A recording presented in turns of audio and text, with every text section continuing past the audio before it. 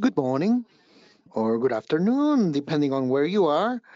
Yeah, it's 12 o'clock in Mexico, and so we welcome to the webinar of the potential of ITCs under governance for the continuous enhancement of the services of social security. So welcome all the participants from on behalf of the CISS and the direction of CISS.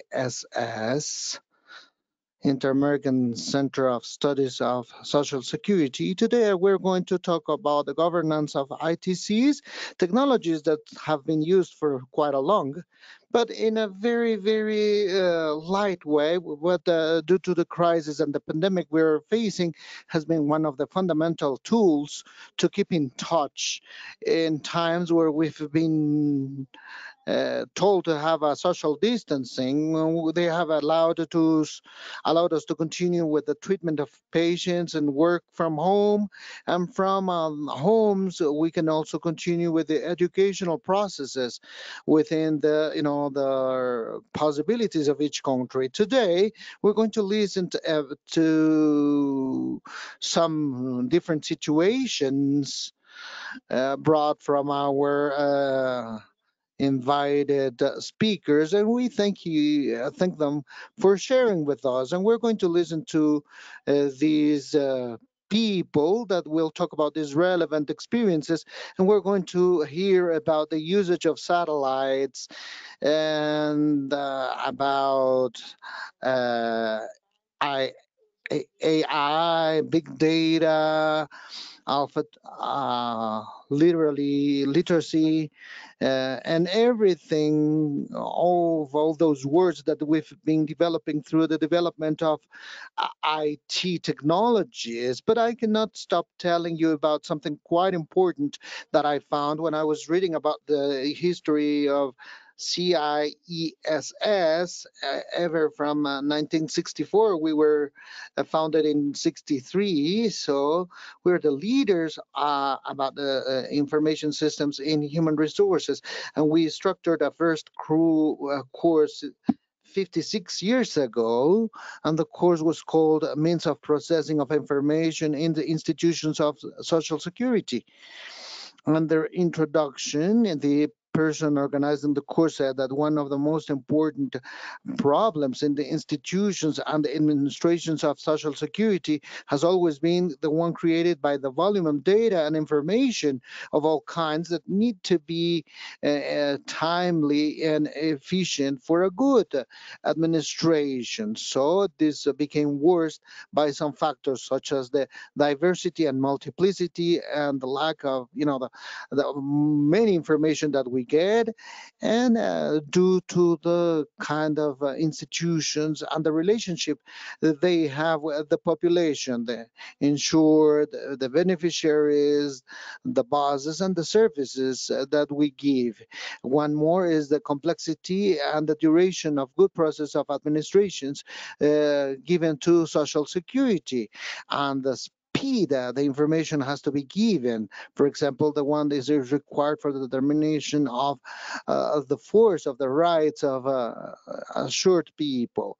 The sequence of information, when it's a series in the time related to data which change or that may be interrupted or restarted at any time, such as it happens with the individual account, with the insured people and the employers. We say that we can the advancement on this technology field has led greater possibilities to the SS institutions to deal with the great volumes of information. Nevertheless, the experience tells us that for these instruments to be auxiliary modes that are useful for the administration, we consider first that the chosen equipment is the one useful for the kind of work to be done, and then we talk about a correct plan understanding of the administration press concepts, where the informations come from, so that this will be caught in a timely manner and given to the mechanical and electromechanical or automatization equipment. A complete division of the diverse services and the knowledge of the processes of the people in charge, an adequate relation between the cost of the means and equipment and the results we get from them. And in order to satisfy these conditions, it is important that institutions that have specialized staff, such that they would have in their institution with the proper assistance when going from a system to another. It is also important to have our own personnel and trained personnel in all these aspects, because we have a greater competence between the people that give these equipments, so it can lead institutions to not very well appreciations of possibilities, and at the same time the limitations of determined equipment relating to their needs. It is important that preparatory works for the implementation of an automation work would be directed by people that are master administrative processes of social security and the characteristics of the equipments. So they have to be specialized personnel in this aspect to give training for the adoption or change of any mechanical automation means for the employees of the institution. These words that seem very up to date were written in the CS here 60 years ago, and we were one of the first institutions to tried to prepare in the systems of information. Maybe the person who saw this was a visionary. And when we talk about governance in this article that I read to you, we talk about several of the factors where it is important to promote aspects such as the interdisciplinarity and institutionality. With no longer delays, I will introduce Gwendolyn Bravo Zurita, who is our specialist of the American Commission of Organization and Administrative Systems. Gwendolyn is an economist with a postdoctorate by the UNAM, and she has studied social studies by the WAM Iztapalapa campus, and a bachelor in economy by the UAM. He has a postdoctorate in the postdoctorate of economy in the Institute of Economy in the Federal University of Rio de Janeiro. She has taught macroeconomical changes, economical development, globalization theories, ecology and economy of the organization at UAM and the UVM. She has written several scientific articles in the credit and financing by the bank, structural reformations, among others. She has presented different speeches in seminars, among a seminar of economy, a postdoctorate of economy, press congress of young economists. Gwendolyn, the floor is yours. And, while she begins with this, we hope you will start generating questions, because that will enrich the exchange of knowledge. And with no longer delays, I have just to thank Gwendolyn for the whole work in the organization, as well as my colleagues here in the logistics. So the floor is Gwendolyn's. Good afternoon, everyone. Welcome. Thank you, Dr. Daisy Corrales, for your introduction of our webinar. And in this context of the pandemic nowadays that we're having in the region, it is pretty important to analyze the management of IT technologies focused on the context of social security. thanking the presence of our important speakers, I would like to start with the presentation of our first speaker, who is Dr. Amanda Oralia Gomez Gonzalez. She is an engineer in telecommunications and electronics by the University of Guadalajara. She's a teacher in science of applied physics, instrumentation, electronics, and telecommunications by the Center of Scientific Research in Ensenada, and she's also a doctor in telecommunications by the Polytechnical University of Madrid. She has a diploma course in economy of health by the Iberoamericana University, and another diploma course by the University of Minas Gerais in Brazil. She has worked in different institutions such as the ISTE and the Mexican Agency of Space in Mexico, and the Ministry of Health, and the Dirección General of Tecnología de Información. She has been a teacher for more than 32 years at the National University Autonomous of Mexico, giving antennas, telecommunications, special telecommunications, and electromagnetic theory. She has directed more than 152 theses and a big amount of national and international conferences. She has published more than 130 articles nationally and internationally, and now she's with us talking about Tele epidemiology as a tool for decision making in health. With no further delays, I will give the floor to Dr. Gomez, and I will tell her when the time is over. Thank you.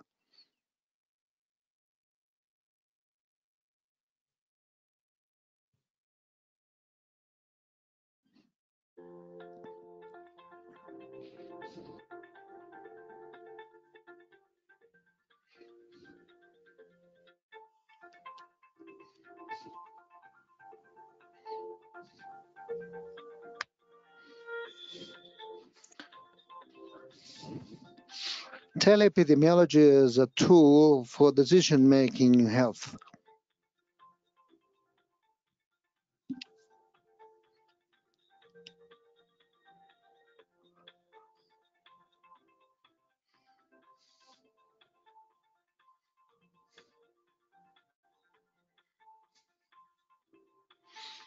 Dr. Amanda Gomez. Dr. Amanda Gomez.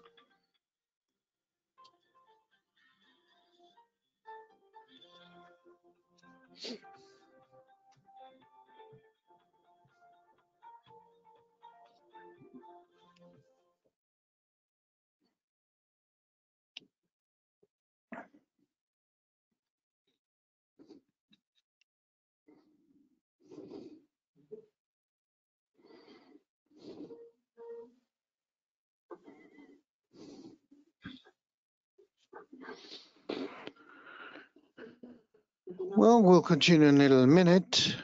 We're taking a look at Doctor's presentation.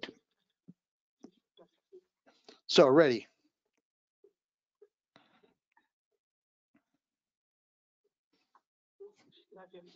Thank you. Well, thank you very much for inviting me. Indeed, it is a very attractive topic, the one we're going to talk about. I named it ICTs and the governance, and we're going to talk about teleepidemiology applied to health for decision making.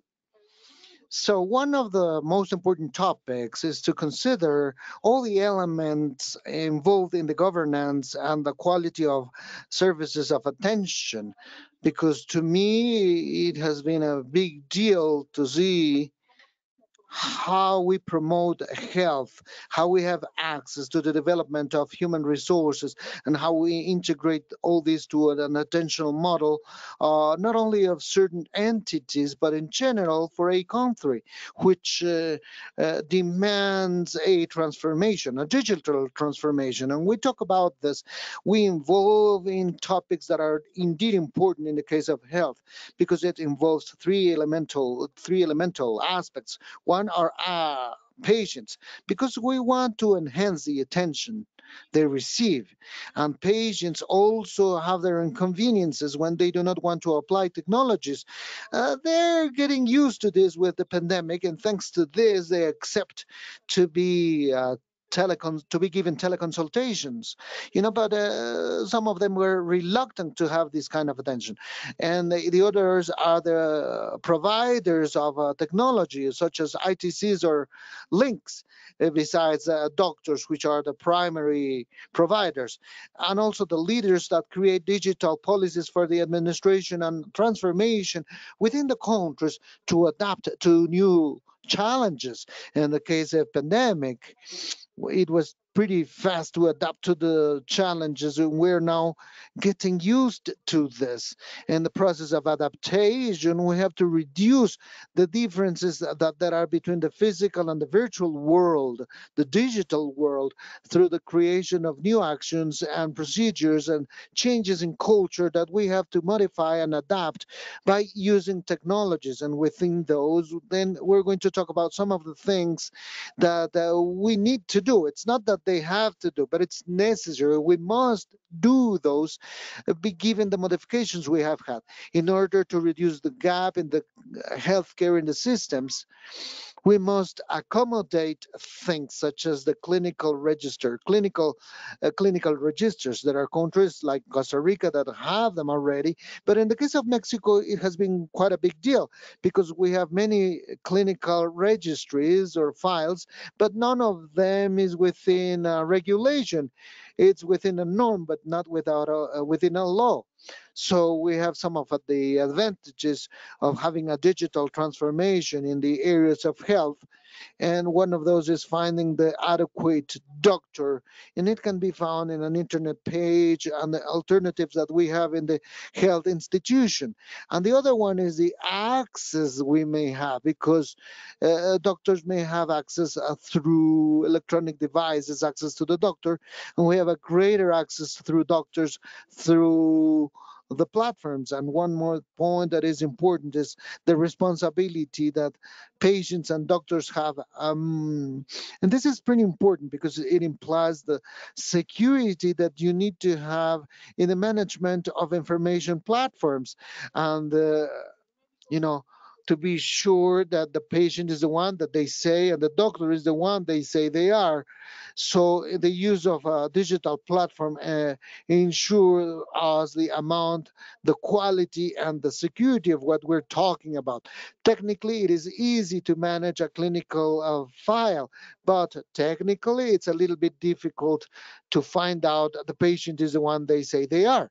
We have to be sure about that, and we have to, when we talk about economic issues, we have to have a financial transparency to have the recommendations, procedures, tariffs, etc.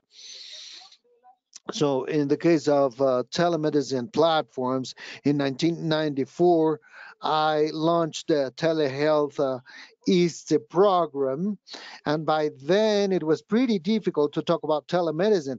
Nowadays, everyone who's watching me know what we're talking about, and probably we all are using it. So it's a way of exchange doctor, patient doctor, but it requires the use of ITs and ITCs among the sanitary personnel attending the patient remotely and the actual patient. So according to WHO in 2018, they stressed prioritizing the digital technology in health in order to promote a universal coverage of services. This makes all of us go through to the digital transformation. An important point is where we are now. We all talk about levels of attention, primary, secondary, tertiary, and one which is the research and development. Each of those has a level of equipment to be connected with, but technically each on all of them have a bandwidth. Nowadays, we can communicate with our doctor through a cell, but tomography must be sent from a technological wider bandwidth. So we use ITCs to help health services. But 70% of cases may be solved at the first level of attention with a general practitioner, and 77% of cases can be solved at a second level with surgeons, internships, and pediatricians and gynecologists. And when we talk about the most complex levels, which is the third level, we have a 3% of population that is sick, which is at that level. So taking technology, which is pretty complicated, but only for only the 3% of the population, that's an important challenge that we have to work with. Some issues that have limited the incorporation of ITCs to health, in the case of Mexico and some other countries, are loss backing changes.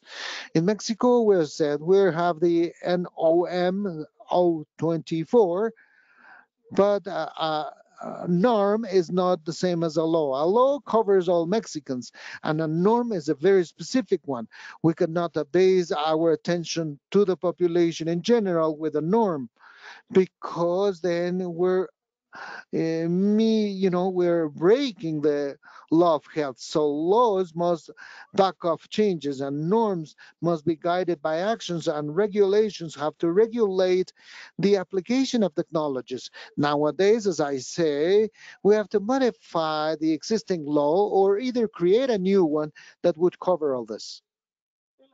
In the transformation, digital transformation, we have to migrate processes to some topics, such as artificial intelligence. When we talk about health, we're not only going to talk about a dialogue between a medical doctor patient, but we have to incorporate machines that would understand languages, identification of images, IA, AI. Also, we have to have virtual reality and augmented reality. In order to really talk about virtual reality, we have to incorporate three of our senses. So when we talk about a virtual reality, we must have movement detection, sound, etc. So one more important topic is when we talk about security in the management of information. One of the topics that we try to work with is the encrypting techniques based on block time. It is for the exchange of bitcoins and so on and so forth. The way security is managed by the Bitcoin, it may be an alternative for the safe management of an electronic clinical record. We have cognitive technologies such as in order to record movement of people, and this will help us to understand the scope on the site. Hyperactivity among the means, and with the incorporation of 5G that has been pretty attacked lately, will allow us to have little volumes of information at a big speed or a great speed, and being able to have the Internet of Things, and it will help us to census dialysis patients, etc. The Internet of Things, we're working with that. And finally, GPS, and not only GPS, but all the other geolocalization systems like Glonda, Galileo, or Beldam from China, and they help us to geolocalize the person or patients in order to say where they are and help us in their recognition. So I very quickly talk about epidemiology, because in here, besides talking about the medical issues, we have to incorporate the topic of the environment. Environment, because we have environment, the host, and the agent.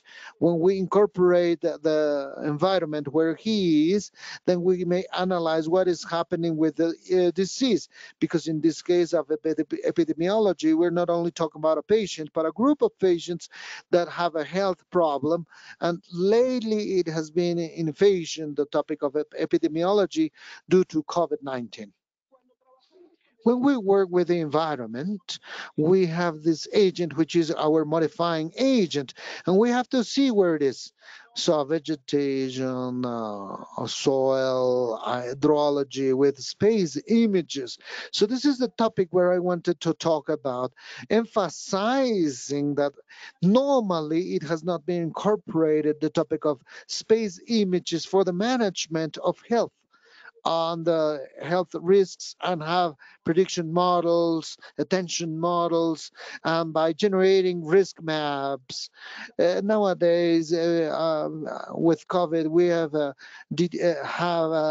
the need to talk about satellite images. The remote perception allows us to see from satellites different chemical, biological, and physical systems, and it all depends on the resolution that satellites have in order to see how much we see downwards. We do not need to see that much sometimes. So the way it works is we send the signal to the Earth, and it's reflected on what we see on Earth, like we see on the right side. In the case of red, what you see on Earth is a variation of a completely non-modified topic in the landscape. It can be rivers, mountains, and in different colors. So there are kinds of satellite resolutions that are temporary, spatial, and radiometric. Satellites, in the case, I've worked with Landsat 8 satellite that is working with different colors, and the mixture of these colors gives us what we're physically searching, whether it's a plant or river or the temperature of the environment. So what are some of the health problems that we can detect from the space? We can see the coverage of the land, the extension of vegetation, the temperature of city, and this is all used for the heat, the islands, and natural disasters, which are not disasters, but they are disasters that cause damage to the society, quality of the air, etc. We can see the quality of water, and we can also know in the seawater and river water, red tides, respiratory problems, gastrointestinal problems, and floods, disasters, consequences of earthquakes, humidity in the soil, and to detect mosquito or illnesses transmitted by vector, the temperature of the surface, extreme heat, for example. And one of the last things that we've seen is the determination of the mobility of people when policies were before COVID were implemented in order for people not to move. So is what we would say the connection they had in their cell phones, but the most adequate was to measure NO2. We're going to see a graph later on. I just want to tell you that when we talk about telemedicine and we add robotics, we create cyber health models. But if we incorporate the information's geographical system informations to there, that is to say, what we see from the satellites, we can create a geomedicine model. And in Tele epidemiology, we have some variables that we want to identify, which is for health, atmosphere, pressure, among others. You know, the relationship of the situation in the land, models of prevention and care of the population, etc. So we're going to give some examples of things that we have published, and I'm going to give Dr. Daisy the bibliographical reference. Here we measured the Earth temperature in two situations at two different times, and we saw the temperature increased in that place, and this provoked the death of manatees in the Tabasco area. Here we have a measurement made of NO2 of COVID in Mexico City. So we had difference between 1 year and another due to the mobility of people. We measured NO2 and it was laterally identified as the mobility of people. So here we have also the death of manatees, where we saw, from the moment the temperature went up, the animals died, and as a consequence, it was really that the cyanobacteria were created at the walls of the rivers, and manatees died because of these, with an hepatotoxic and neurotoxic damage, and it all was seen from space. So we also had an analysis on how the analysis, what had happened with the airport in Mexico City, which was then, we didn't know whether we were going to have these or the new one that is being built. And we saw variations between the amount of humid land in those places. So we also have these humid land differences. We work with two different satellites. It was caused and damage in the ecosystem. We also had an analysis about the consequence of the earthquake 3 years ago, and how we created a fracture within near Mexico City, and this was done through a satellite made by a synthetic aperture. So in this case, what they're measuring is the variance in the broadness of the site, and they could detect a new fracture system which was generated due to the earthquake 3 years ago. We have here the islands detected where heat's detected in Mexico. They don't have vegetation. There's these hotspots in Mexico, and you've seen the incremental conditions and damage in the ecosystem. What happens? Suddenly there's a cloud, there's condensation. It stays right over a humid or an airbag that's warmer than the surrounding. What happens immediately? It precipitates, it rains in that area, but it's just like a storm in a pinpointed location. Those are air, like hot air bags there in the landscape. In nature, that's what happens. We also work with Chagas disease. It's this type of insect behaves in a certain way. This blood-sucking creature or tick is present in specific ecosystems. They like specific types of trees. We analyzed the mountain ridge of Hidalgo, and you can see that mountain system in the white region. It's called Huejutla, Hidalgo. We've detected the location of this insect in the site. We've seen how the vegetation usually behaves. That's the normal environmental condition in Huejutla, Hidalgo. We've seen there's water analysis, hydro content. We analyzed the temperatures in these maps, and we determined monitoring the temperatures in the shallow areas in the surface. In Huejutla, we identified where these ticks found the conditions needed of temperature and humidity for the ticks to multiply. This ticks of Chagas. So we modified the types of trees in the surrounding area on that mountain ridge, and we replicated it with what we saw in San Martin, Jalisco, Hidalgo. We changed the vegetation that you saw here. We had some mesquite trees and we had some lemons. And so since 4 years, I'll tell you that we haven't found any ticks in Guerrero, in that landscape of Hidalgo. We analyzed the remote images that we've obtained. We analyzed contamination in Oaxaca with heavy metals, pollution in Tabasco with fertilizers and pesticides, pollution of the Chapala body of water or lagoon with a study that took us 20 years. Remember that we went through this process throughout time. We analyzed in retrospective 20 years. There's banks or islands of heat that we've analyzed in Mexico. The effects of 2017, the death of manatees. We identified the presence of chaga ticks in Hidalgo. And thanks to our results, it's a project from CONACYT, at the National Technology Research Institute. And we've obtained the medication for Chagas treatment for our patients, those who were infected in 2019. All the patients that were located in the different regions didn't have access to the medication. And due to Mexican norms, laws, and regulations, we already had the presence. That's the group I worked with to find and develop the research and the Chinches of Chagas project, or the ticks project. We're not very good looking, but we're many. And lastly, what I want to tell you right now, after analyzing this webinar that's been so great for us.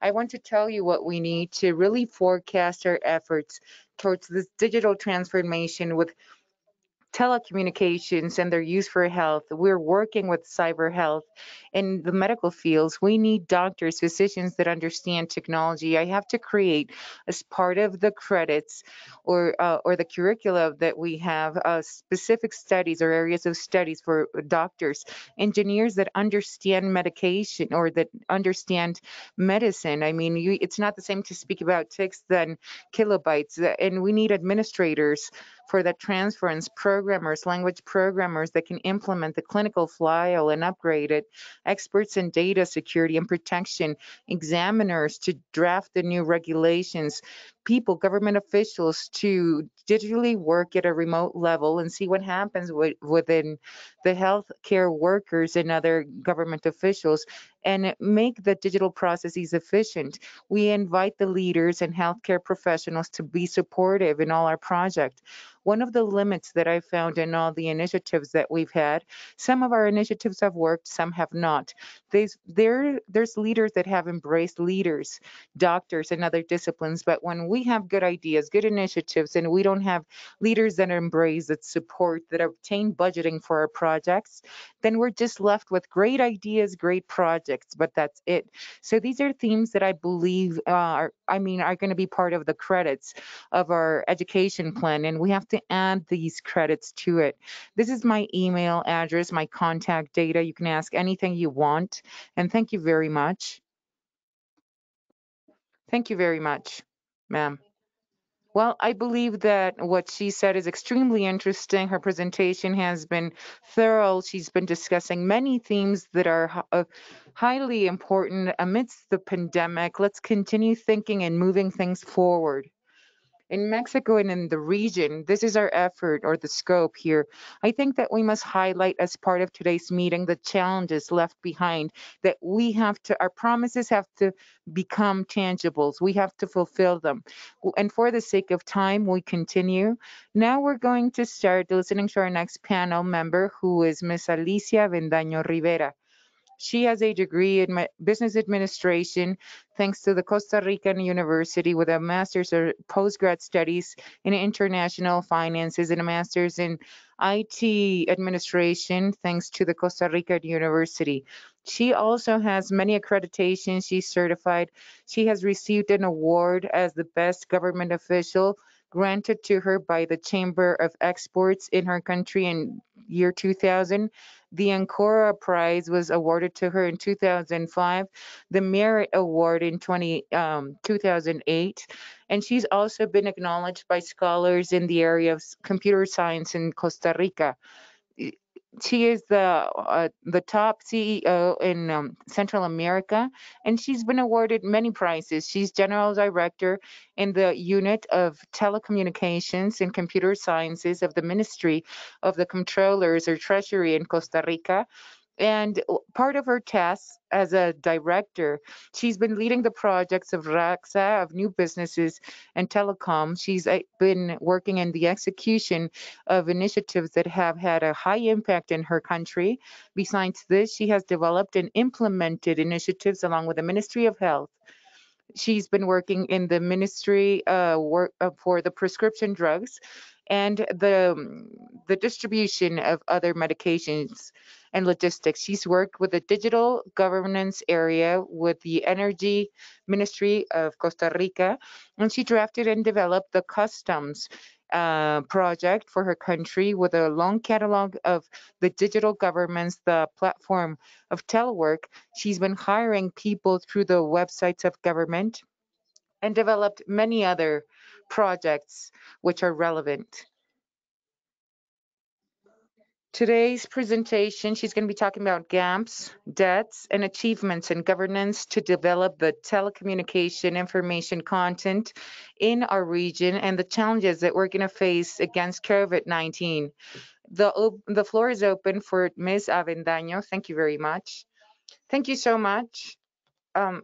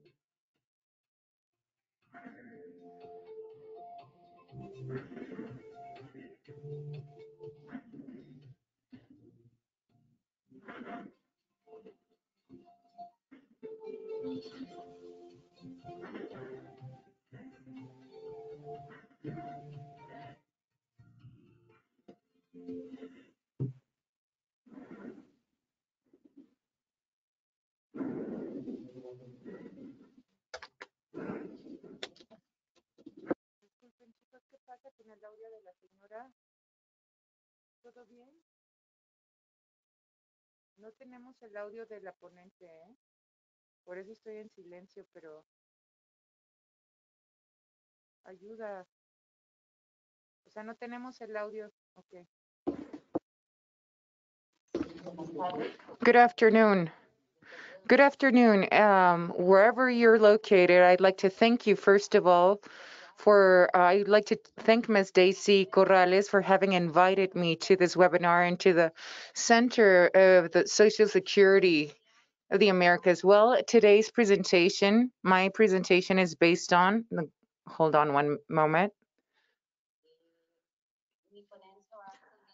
During my presentation, you're going to obtain the following content.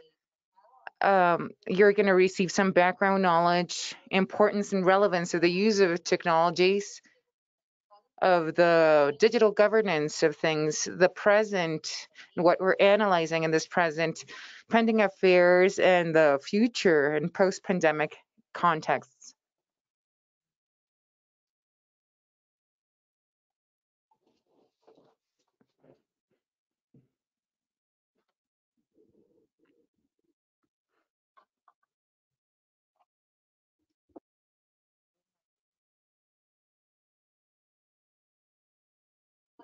So a bit of the background knowledge which is relevant for us about digital governance. Basically, my main focus leads me to mention that an entity, an economy, has to go through the digitalization. We have to create the mechanisms so all the entities can cooperate, centralizing its efforts in its population, its citizens, in all its operational capacity. So the population or citizens should not just be messengers of the economy of the nation. The citizen has to understand complex services and systems and being them user friendly. We must have access to all the services from any location in our countries, and the state should become transparent. There should be accountability, no wait time, no queues for our operational capacity. Now, the kickoff point that we have as economies, as countries, as any entity should, our core focus should be we have our culture that's drafted in paper. There's a culture in our institutions, in our healthcare services, in our economics as well. But our vision is always a culture that's drafted in paper and it goes through bureaucratic processes. Costa Rica is a complex state, even if it's small. It's complex as an economy. We are not in coordinated or communicated correctly in our institutions or government agencies in trade, commerce, or health. We're a nation that sometimes ignores the needs and the demands of its population, a state that's extremely complex in its regulations. There's too many regulations that we overregulate, and there's laws that should be more flexible, not as stringent.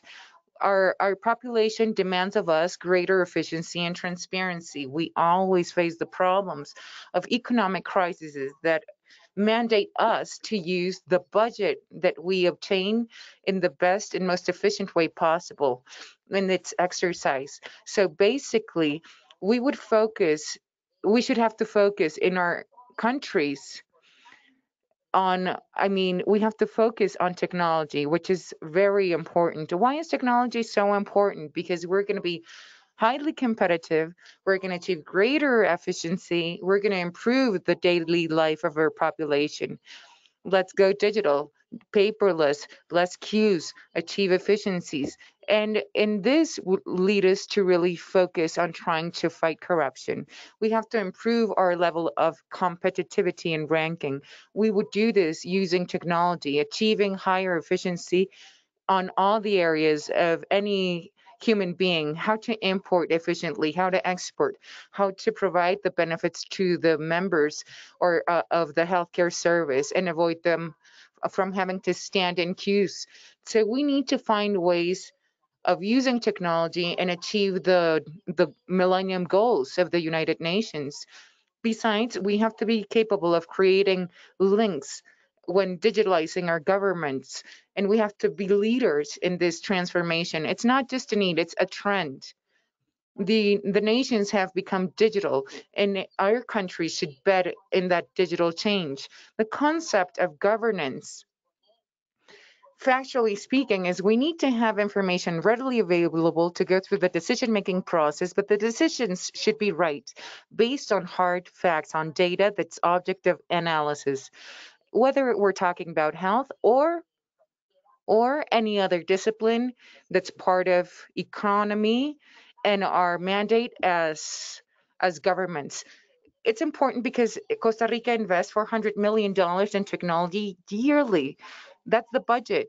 This is equivalent to the procurement of medications that the main federal entity of Costa Rica has.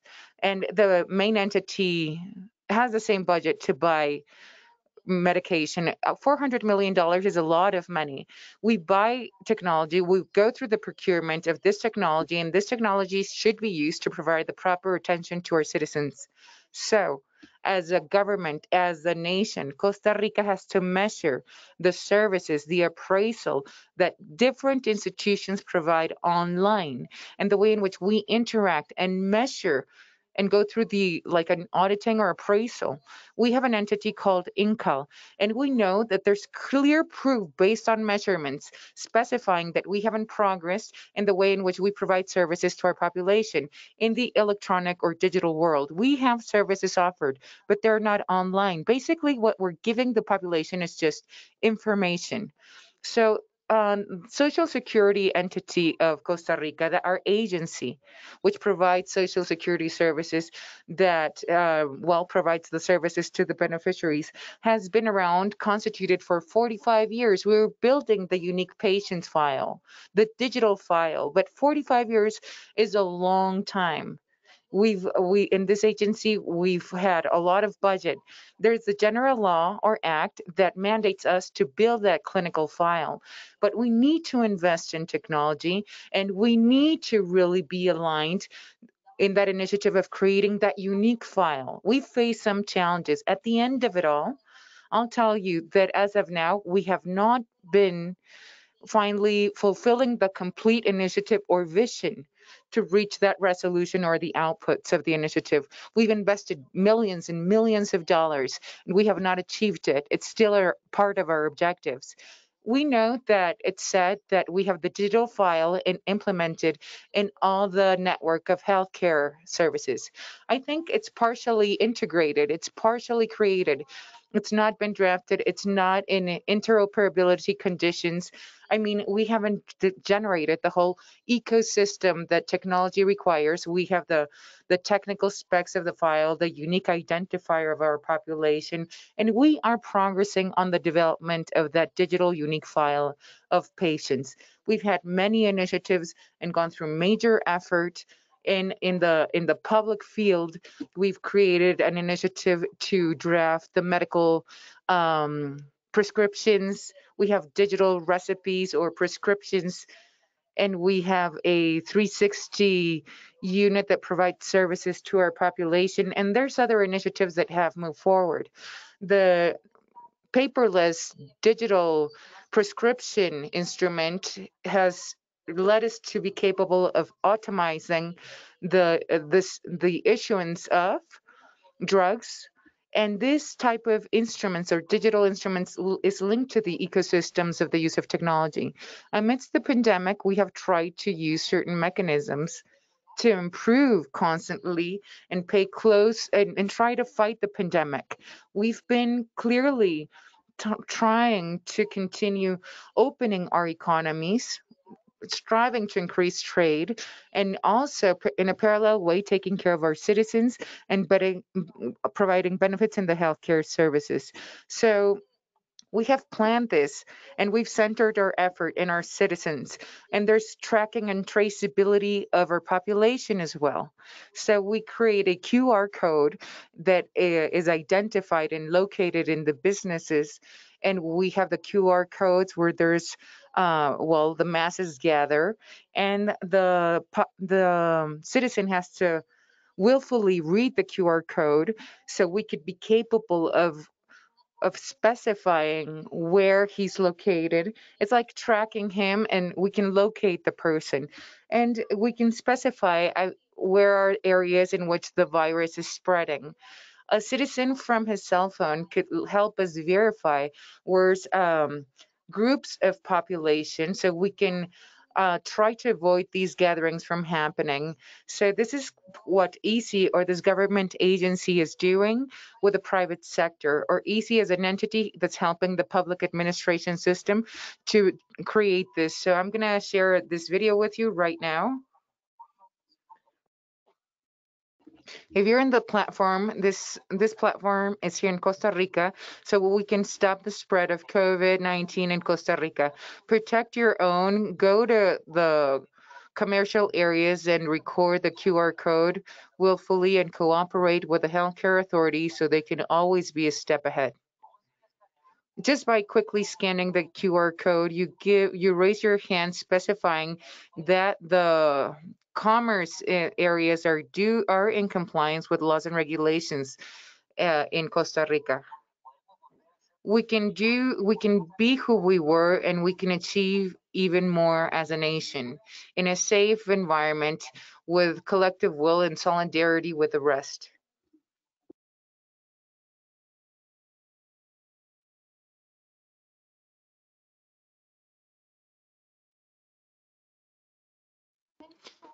Well, these are schemes. These plans are for us to use. We can use technology as georeferencing purposes with a mobile unit, but there's thresholds, there's limits. And amidst the process of digital transformation that the speaker before me mentioned, I mean, all of that transformation requires us to really achieve many, or create all the elements required. I mean, sometimes all agencies can't do everything they want to do because of lack of budget. In Costa Rica, we know that the problem is not the budget. We just need to know about what to do with the budget we're given in initiatives that are really going to have an impact on social security or any other activity. Many have said that what we want to do cannot be done because we've just focused on technology and the technical specs of it. A digital transformation as an initiative requires everyone's participation, all stakeholders. Technology is just the means for it. But if the physicians, as the prior keynote speaker mentioned, if doctors don't know how to use the technology, the devices, and if the patients don't know how to use technology adequately, then we're just going to reach a plateau of failure. But we're here to try to tackle certain areas, certain issues, and we have to think and re-engineer the model, rethink it, change the processor, change your tip. That's part of digital transformation. We can't just use technology and its instruments just because. We have to think about changing the scheme behind it, what underlies to make the job efficient. One of the constraints of all this digital transformation has been the lack of will and the lack of ability to go through change, culturally speaking. I mean, culture has to change. Sometimes we don't like culture to change, and we're used to doing things a certain way, and we don't like things to change. Amidst the pandemic, we've seen the change, and the change has been transforming. It's been very relevant. Now, the digital transformator of the world has been COVID. COVID has kicked off that transformation. It has catalyzed the use of technology to greater extent. We have to use technology. There's telemedicine plans. These were only optional at the beginning. But currently, at this time, for at least in Costa Rica, I'll tell you that 80%, 90% of the cases of analysis happen through the means of telemedicine. So the physicians receive a telephone call and then the appointment starts. We didn't use telemed systems. We didn't use our resources to do that, to broaden the coverage of the services. And then another point is we're not trying to find the silver thread. I mean, in the malfunctions or troubleshooting and the digital transformation leads us to kick off initiatives from zero. We have to analyze the trends, find opportunities, and be capable of adapting to these opportunities. What are we going to do after? I mean, right now, we're I mean, the pandemic really tackled us and got us late. I mean, the pandemic has been accelerated and has accelerated our efforts to try to really focus on telework, tele appointments, and or TV appointments, working from home, TV and online. Everything's like remote and virtual. What's going to happen after this pandemic? I believe that right now we have to learn about the outcomes we've had to go through amidst the process, and profit from all of the advantages we can pinpoint to improve and to have greater impact on social security, on achieving levels of higher competitivity, on job opportunities, which are leading us to precisely see how the future or what the future holds after the pandemic. We're here to sit down and to analyze the best practices. We need to accelerate and to be capable of seeing what advanced or developed economies are doing. I mean, we know that they have done what they've had to do as developed economies. They've gotten prepared, like Korea, Singapore, the United Kingdom, New Zealand, Australia. Other economies have progressed a long way in comparison versus us, but we have to copy what they're doing and implement their solutions. We can't just start and thinking, okay, we in Costa Rica have been working on the clinical file initiative for the past 40 years, but I can tell you right now that one hospital in Korea can have a clinical file that could adapt to what Costa Rica is trying to create. Why try to recreate the wheel? If there's technologies that are already created, if there's interfaces that are already connected, I mean, you have some countries have gone through that learning curve. So we as economies have to open our eyes and see what other economies are doing. In that acceleration process, we have to find ways of creating our thesis now about it. Let's analyze the technological trends, its cycles, the cycles of technology and its use, and how could we adapt those instruments and technology so we could use them then for a better purpose in our countries.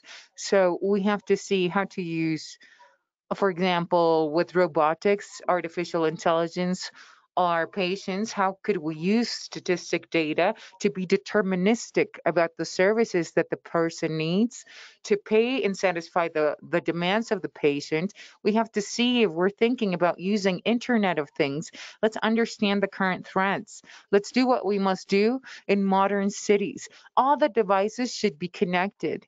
By having all the devices connected, then we can be deterministic and understand timelines, pollution, streaming, live temperature readings. Even we can detect the sessions or meetings of groups of our population. We can pinpoint their location. There's so many elements to talk about. We need to use blockchain as that custody for the state, because with blockchain we can guarantee the safety of the data, the safety and of the clinical files that should be protected, that no one should be capable of altering. Only the right stakeholders should have the possibility to access those files. We need to have the right technology and use facial acknowledgement tools and instruments just to read the face of our people, as Ms. Gomez mentioned. The challenge that we're facing is we need to be capable of identifying the patient that requires our attention as a doctor. We have to be capable of verifying who the physician who's going to provide the service is. I mean, everything under this quantification or census, we need to be capable of verifying that the person that's present is really the person. For example, Alicia Bendaño, and the person or the second party or the third party is really the patient. We need all the platforms. We need to use new technologies. We want to develop these and develop the microservices that could be offered. A microservice leads me to implement and use the technology in a very user-friendly way, so the parties can be very interactive with the interfaces.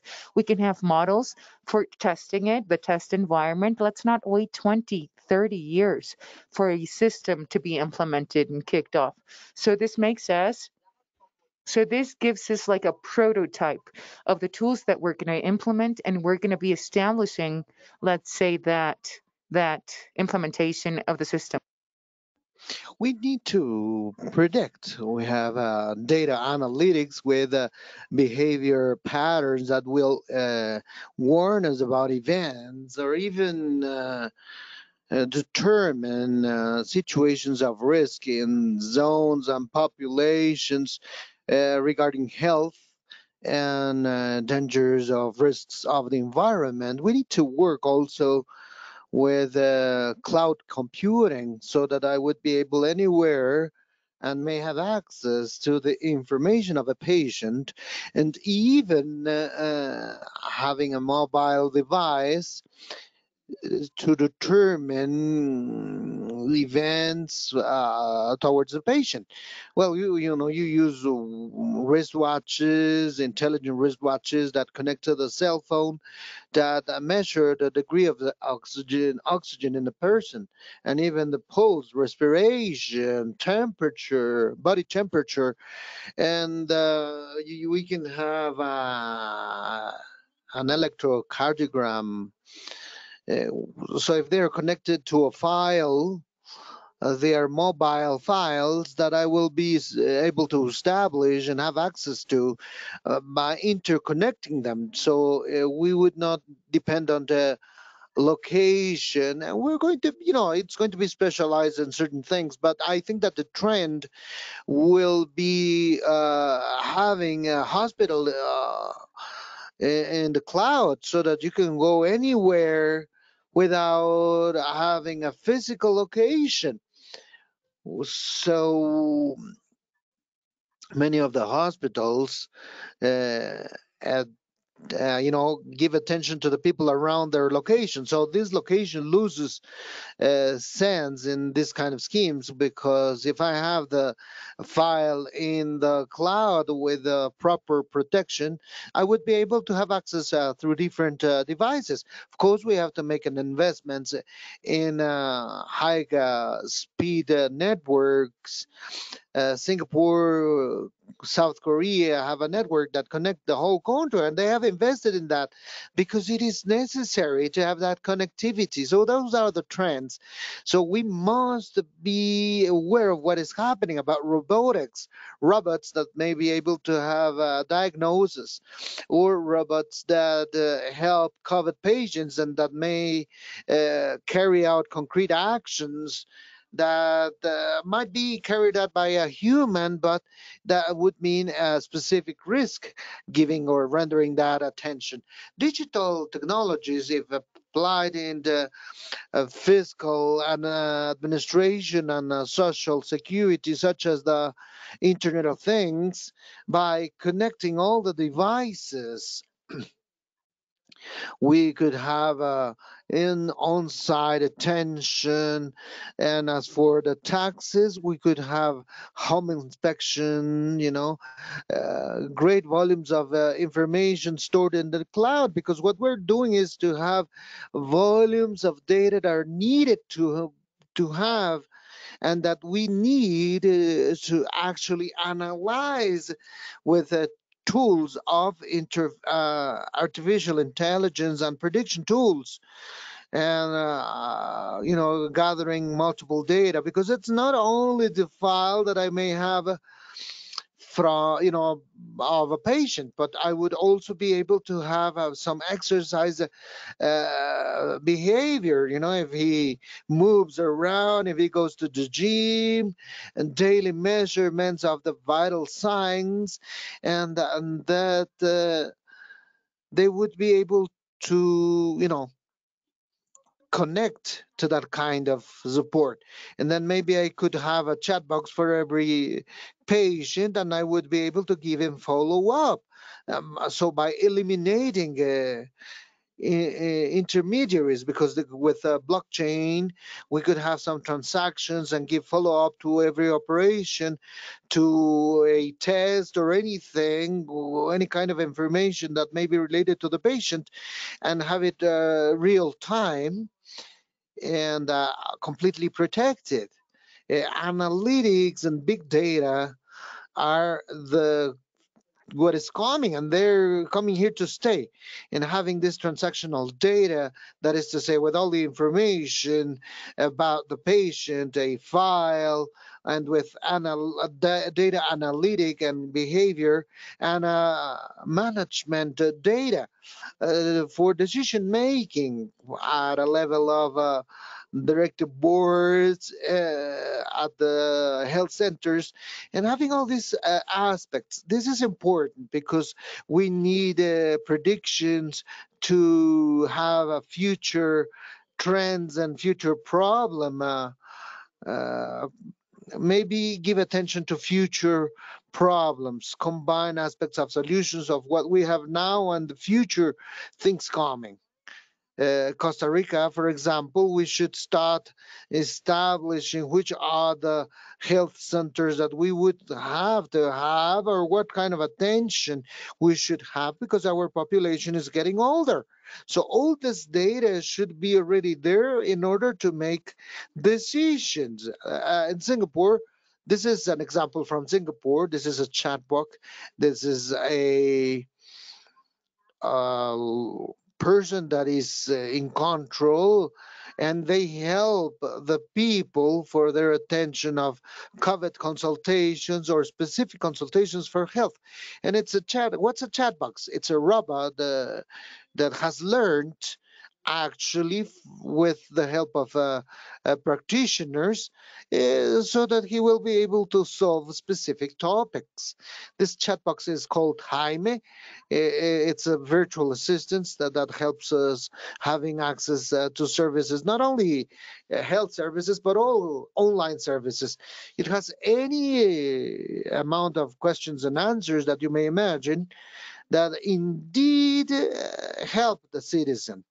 Many times I've been told that the citizen almost sees it as a human, and they call them every day.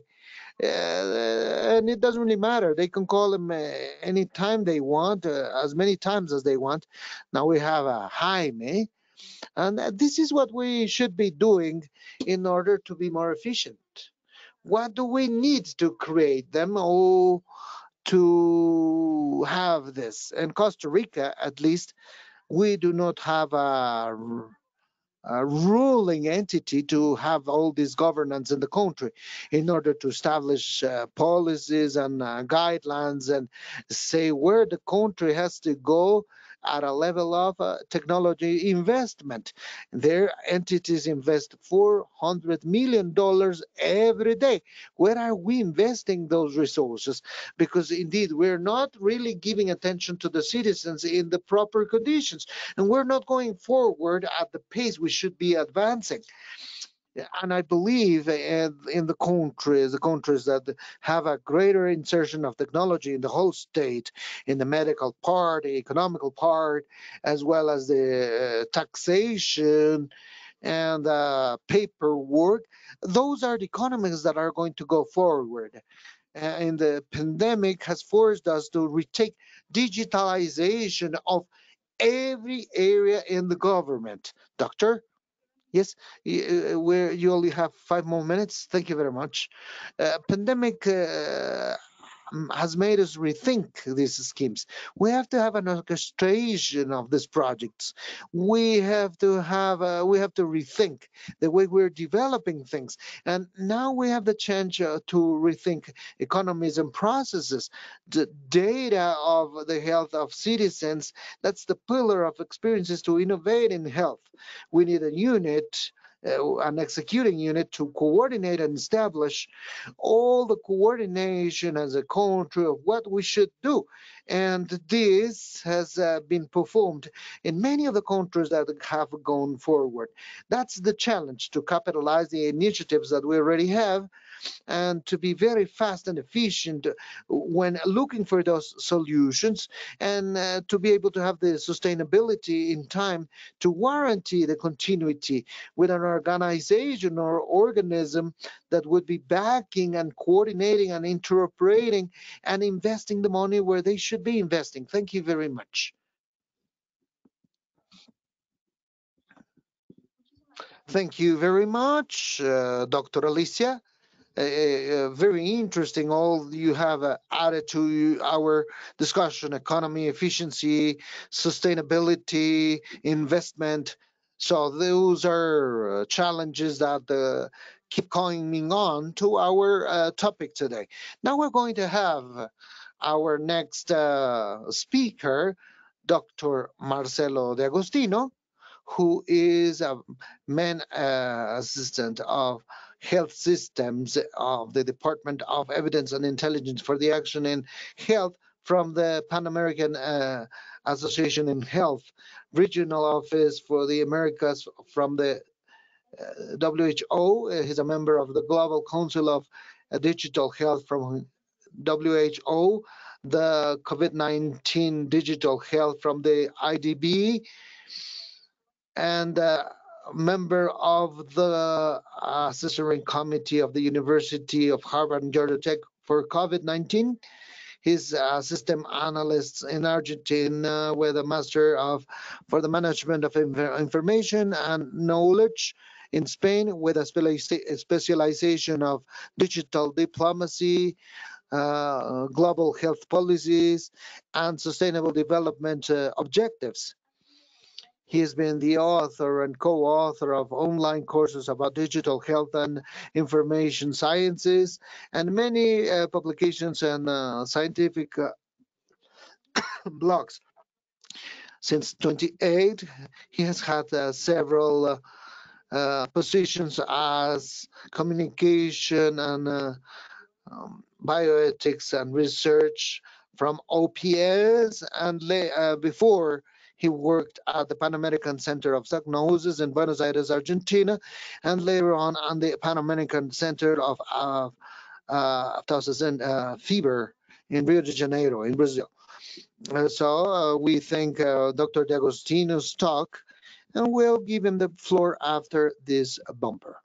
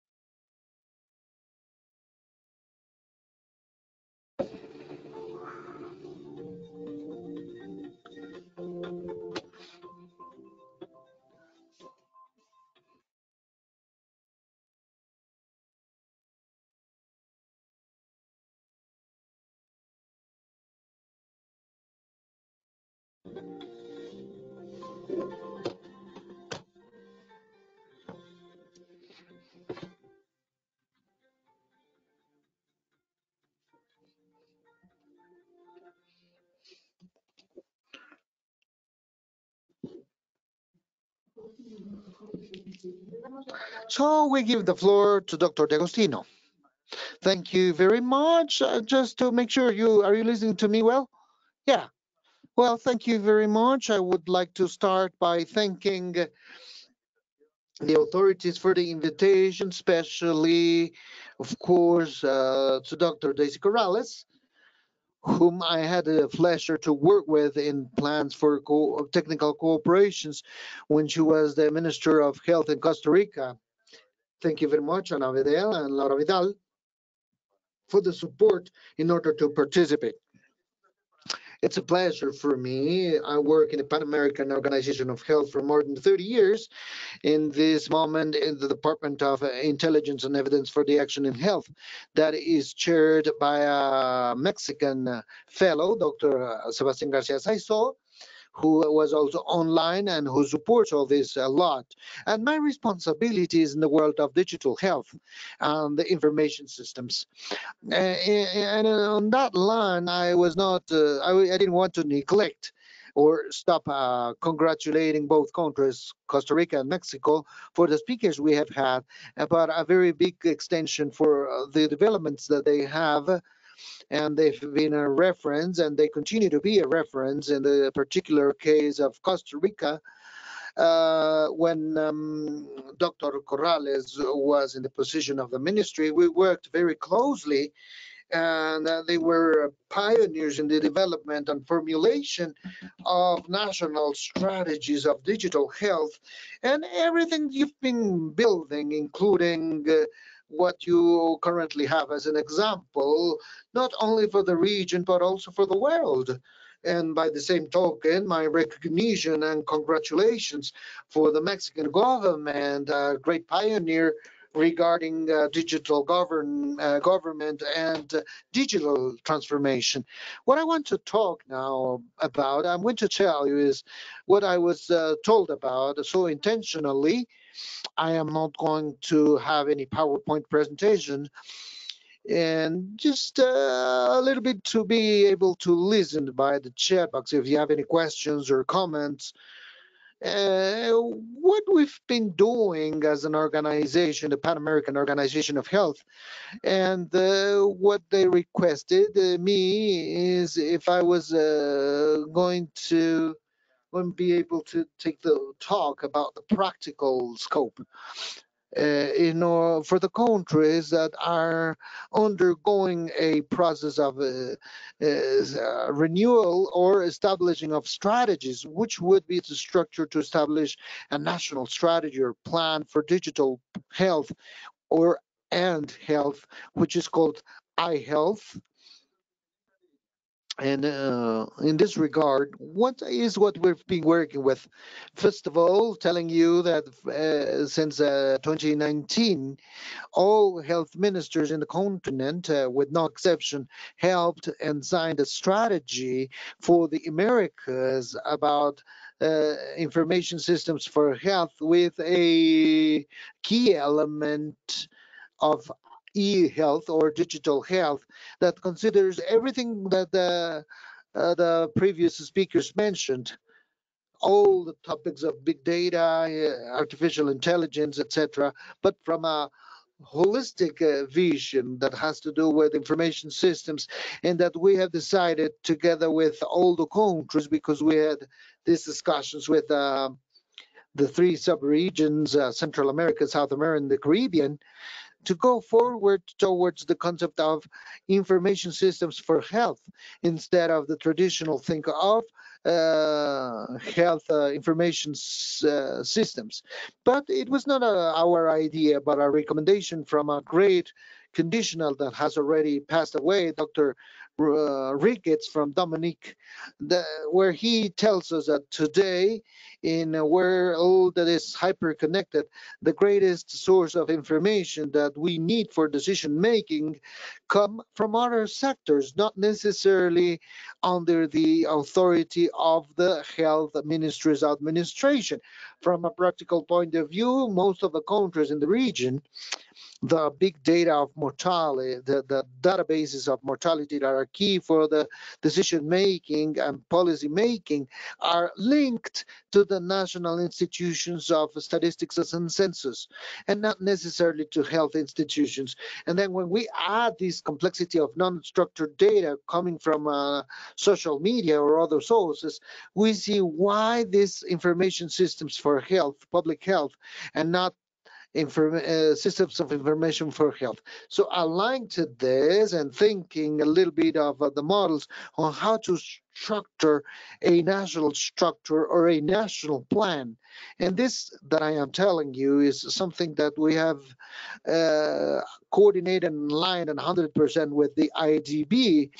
We use this conceptual model in the processes of implementation that are being financed with the loans by the IDB, with a similar structure, so that we will be able to have a comparative analysis that will be useful as experiences between countries.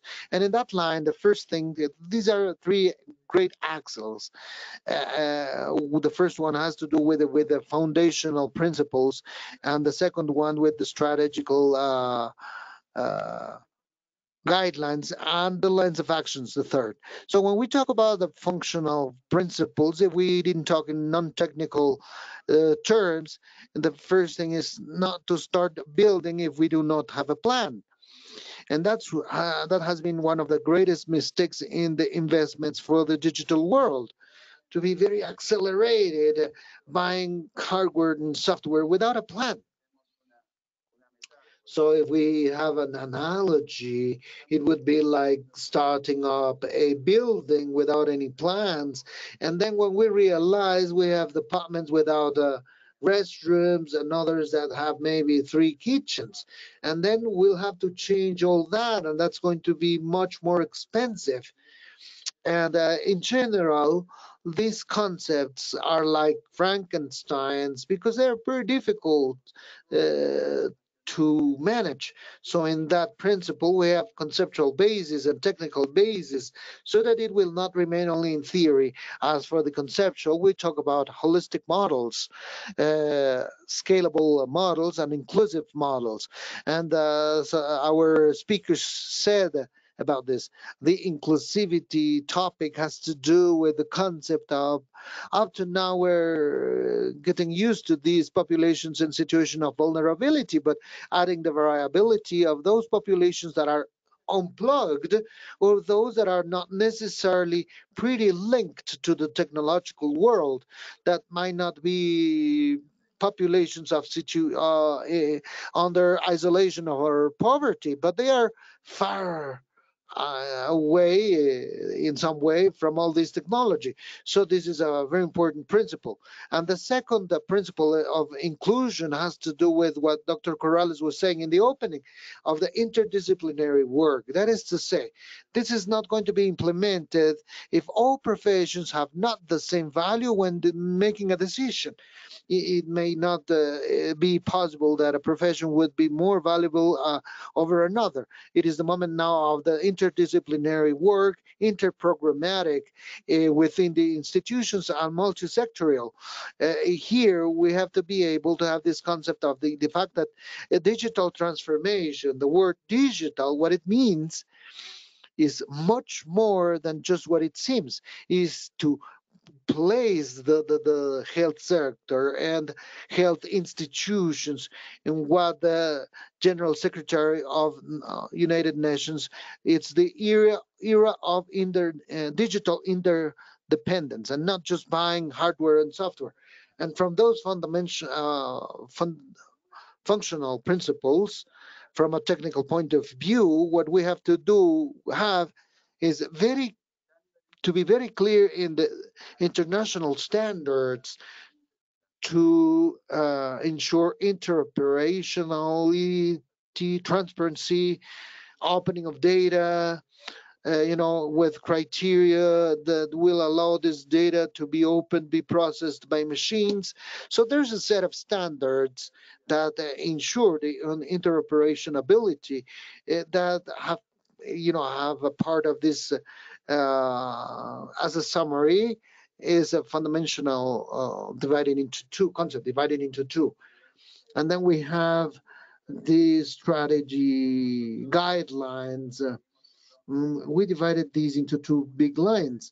One lines of these strategical guidelines is that the digital transformation may be integrated to the national health plans, and it should not be an isolated strategy, but also having to start the processes of rethinking and re-engineering these health plans, because if we're convinced that digital transformation has to be accompanying a national plan of health, the current plans in many places have not incorporated the concept of digital transformation. So this is the way to rethink our reality. This is our moment to rethink the actions. And it's a moment of a great chance which is brought by a pandemic, but opens a wide range of possibilities, as Dr. Corral says at the beginning, after she read this text from 1960, is that we do not have to forget again, and we do not have to neglect again. As the previous speaker said, why didn't we use telemedicine before? Why didn't we use all these technologies before? So that indeed the technologies that we had 10 years ago would have allowed us to do what we're doing now. And now we would have a more robust knowledge. Now it is over. So what we have to do is take advantage of it and accelerate the incorporation of technology. And the other strategy guideline that we have to consider is that they are strategies to be adapted to the contexts. If we cannot talk about or think that a national plan health model may be useful for the whole world, and even within the country, if we are not able to consider the local contexts and the local realities.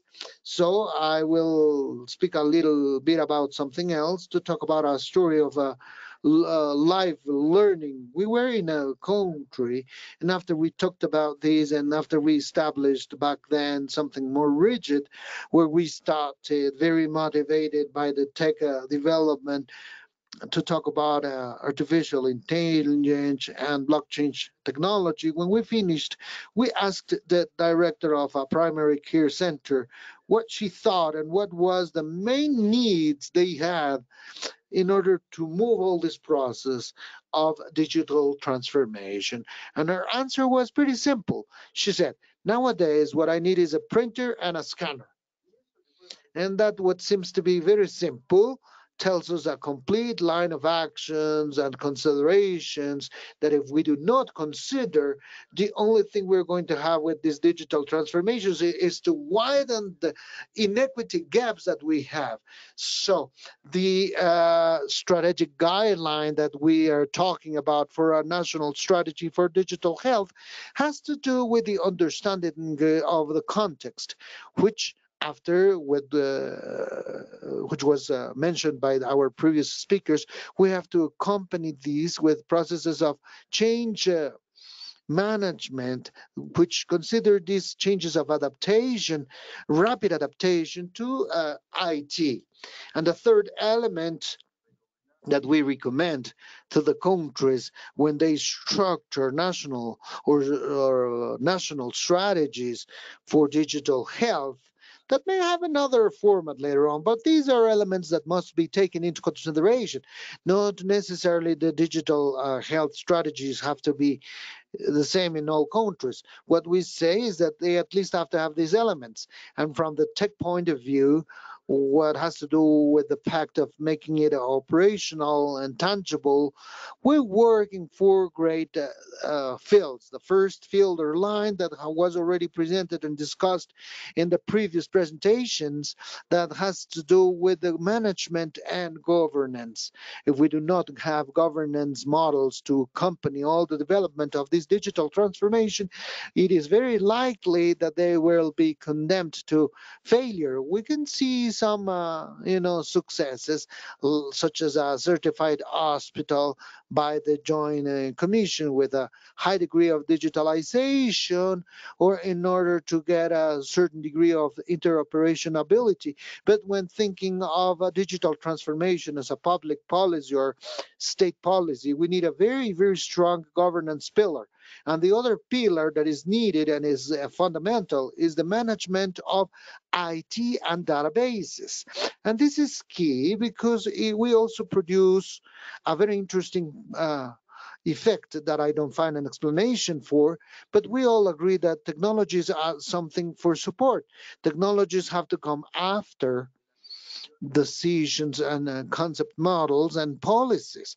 Nevertheless, what actually happens is that the whole world agrees, but the next day, the first action they have is to analyze a proposal or a term of reference to buy software to manage medical files, medical electronic files, or to hire a service in the network or the cloud.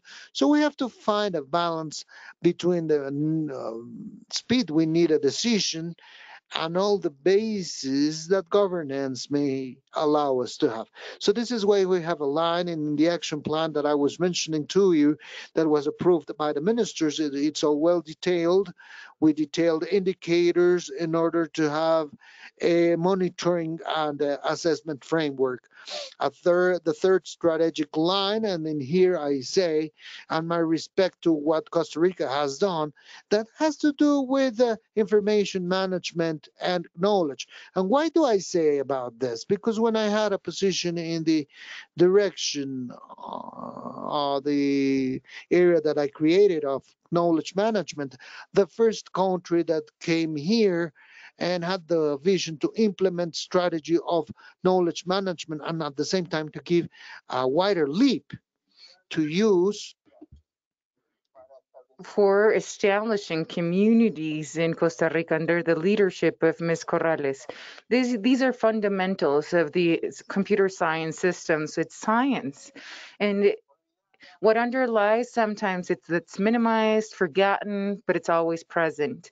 So we consider that a digital transformation initiative for health purposes must have a strong bedrock, administrating knowledge, administrating data, and this leads us to consider that it's fundamental to have the scholars' participation.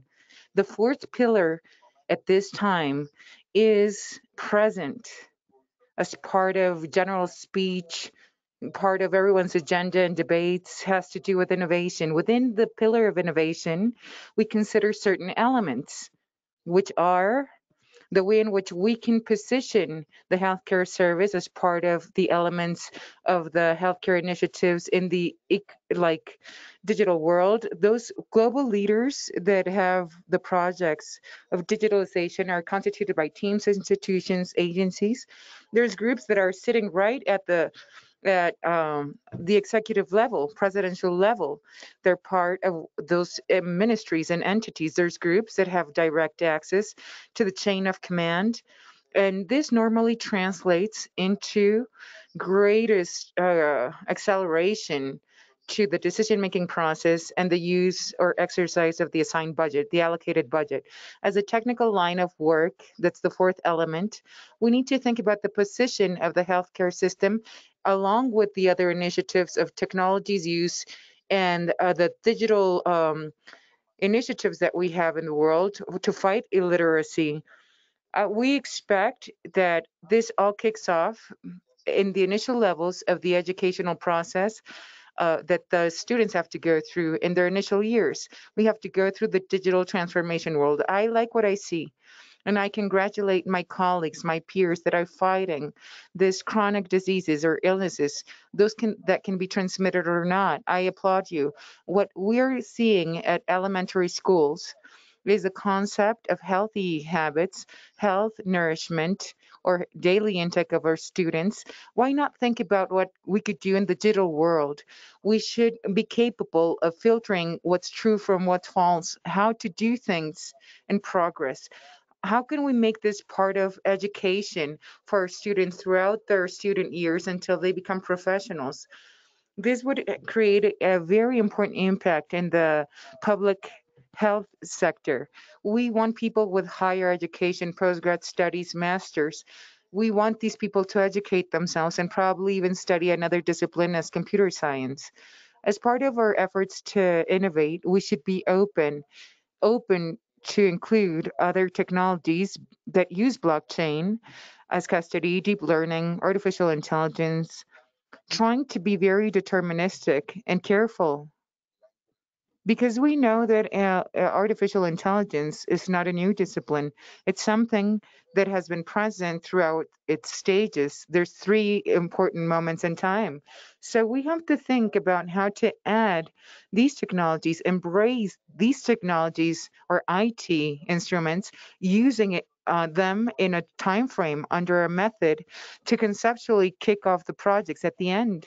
We just want people, institutions, bodies, groups of researchers constituted by scholars. All of these entities should have access in the right format, access to the data in the right time, ideally If we do this, we would achieve our objective. After having said this, I finish with my time. For the sake of time, I've discussed this for 20 minutes. I open the mic for Q&As right now. Thank you very much. I listen to your comments. Okay, ready. Thank you so much, Mr. D'Agostino, for adapting your schedule to ours. Fortunately, we receive a set of questions as we speak from our kind attendees. Remotely, we've obtained a set of questions for our three keynote speakers. I'm going to read the first one for Ms. Amanda Gomez. How feasible? How feasible is the possibility to implement telemedicine to offer a physician's appointment to a patient to pay the right level of attention in the first level and second level, considering the majority of the population has a mobile telephone, a cell phone, or has access to those means? Hello from Toluca. Well, thank you very much. The question you pose is very interesting. Let me tell you the following. From the platforms that we have, from telecommunications, cell phone carriers, we can land appointments, remote appointments with physicians at first level, at first tier. We just need the capacity to communicate via video, audio, and we need to obtain some data. The oximeters and other gauging instruments that physicians use. When we're talking about second tier, second level of attention, we need peripheral instruments that require the use of a broader bandwidth. So this broader bandwidth demands, at first level, like the first appointment, that appraisal, we have to understand its constraints and what we can offer via mobile units in the first appointment. There's also legal or situations that we have to consider, like who is medically responsible if there's a negative diagnostic for the patient. It's part of the official norm. The Mexican norm is the 024 norm, but it's not that regulated. We need to understand who are the parts and how they're going to be safe in their efforts. Now, in the legal domain of things, we have to land all our laws and regulations. But in the case of the National Social Security Institute, ISTE, we have to think about its law and regulations. It's a body where it's a closed hospital ward. All the patients are known by the doctors. But thinking about remote appointments with a physician and the patient via mobile units is complex in the legal realm of things. Thank you, Ms. Amanda. Now, the second question is for Ms. Alicia Avendaño. Which is the strategy that you've considered of greatest power as a strategy to strengthen digital governance? Thank you very much. Really, the tool that I consider of great power is the support of the top levels of government of the state, the executive power, a president that believes that he can transform, she can transform a country in a digital world.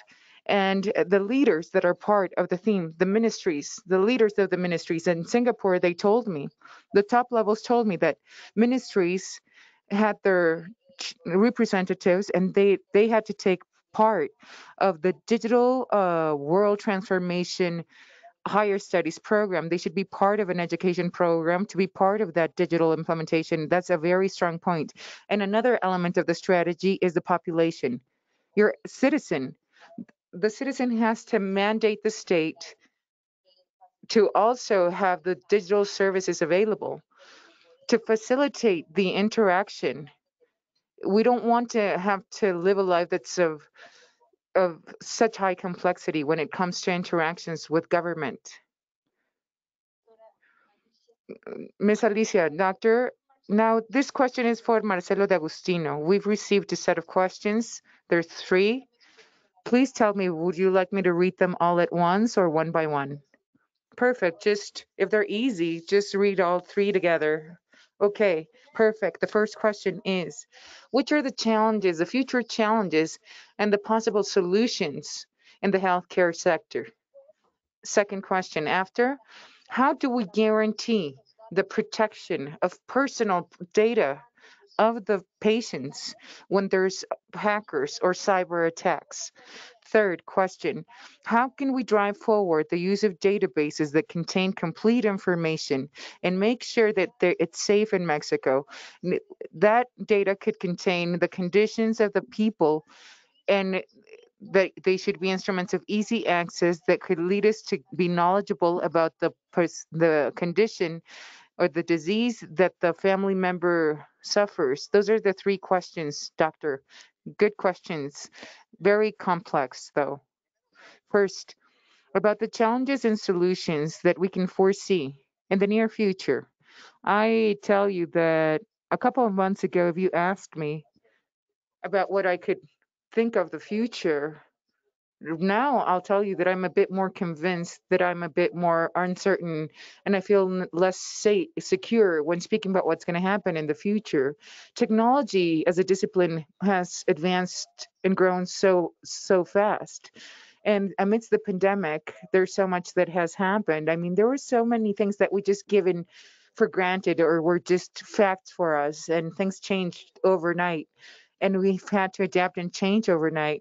What I think of a solution, I think solutions have to be built collectively.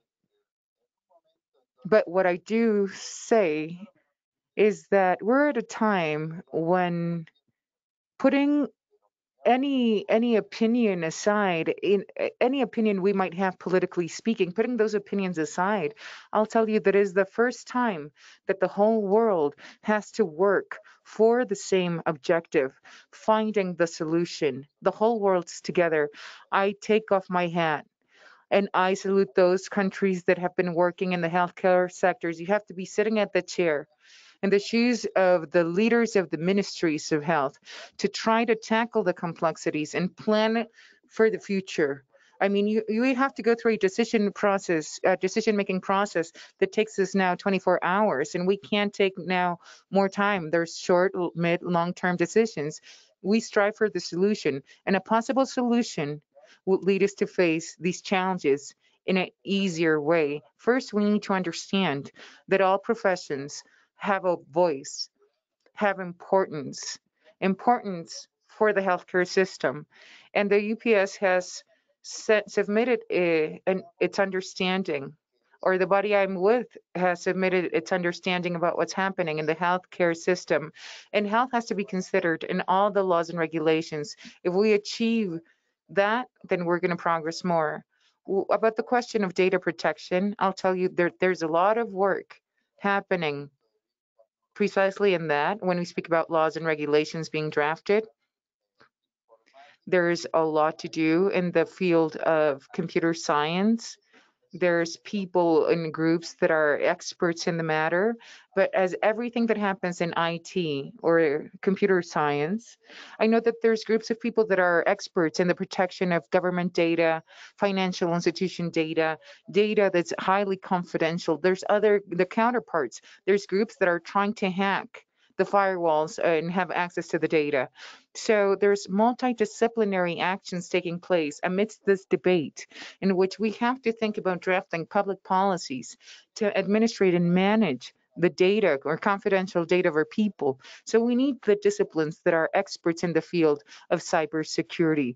We can't just wait about for the implementation of the whole process to be implemented. We can't wait for that to try to find a protection. The protection of that data has to be built in parallel. And another point, there's many economies that have their developments precisely in this field.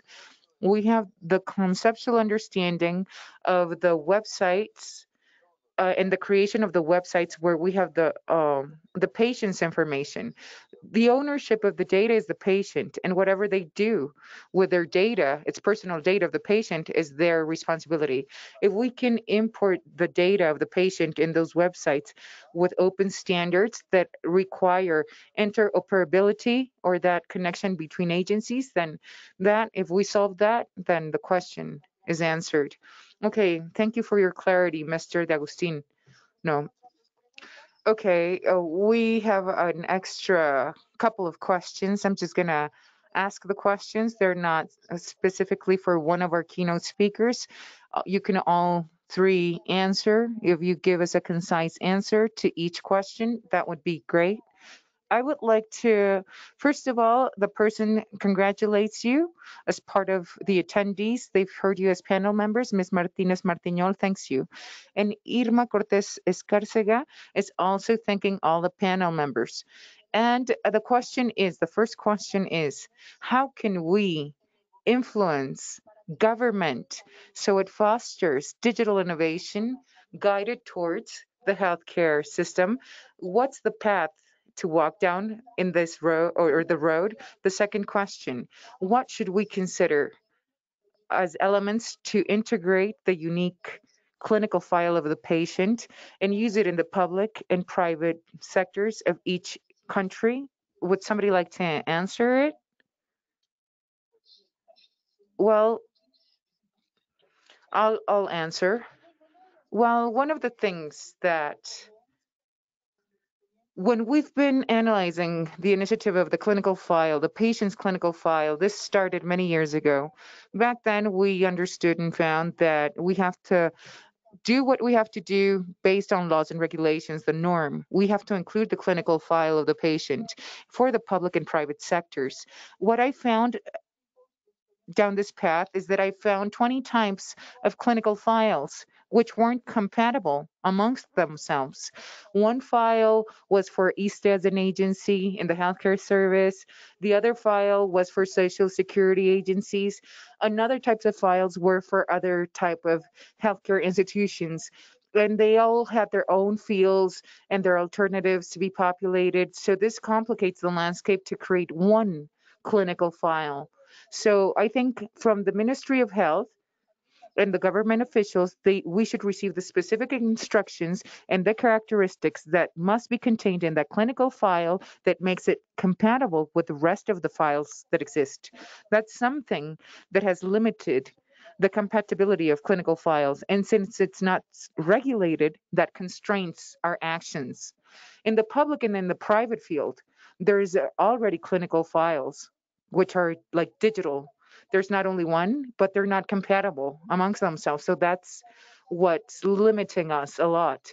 Now, how can we have an influence directly in the use or the effect of government policies that are issued from government? What I've learned as a professional, we need to draft the law to regulate the clinical file. So in Mexico, what happened is that the House of Representatives generates it issues its recommendations based on the law drafting initiatives, based on a consultation process from the citizens or the populations. So there's groups in society, collectives that generate those initiatives from the population that specify that there's a need to regulate the clinical file which is demanded. How can we be influencers and communicate with government? We as groups, as collective entities, we should communicate and issue or submit the what we recommend to be drafted as law so we can administrate it from that point. But trying to escalate the communication to ministries is complex because the ministries have their work program and trying to scale up things is difficult. I've been working in ministries and it's difficult for me to obtain in the ministry in advice or recommendation from a group of physicians without the legal substantiation of substance that's required to execute it. So that's the answer to both questions. Thank you, Ms. Gomez.